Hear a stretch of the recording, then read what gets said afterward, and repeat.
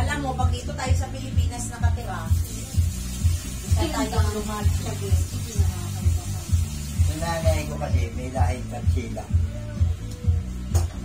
Eh bakit ikaw lang ba? Kami di. Si Papa, si Lolo din. Yung lula, lulo, o mga Kastila. Si Lolo, half Castilla. Si Mama, 1/4. Kami, ano na lang, uldok.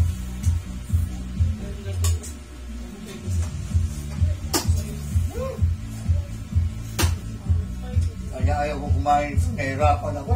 Bakit? Ang haba. Hindi ko pinutol yun eh. Hindi maputol-putol eh. Ay, luto na ko lang binili ni Kuya eh. Anong ulam yan? Chicken. Barbecue. Sabay tayo pa. Kung sino magaling. Dami naman kasi.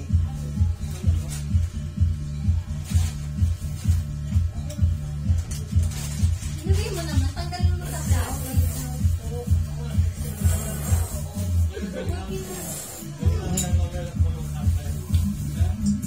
Papakot. Kumain ka na. Yun na, lalabas na ako. Hindi maputol ng ipin. Pero wala pong ipin.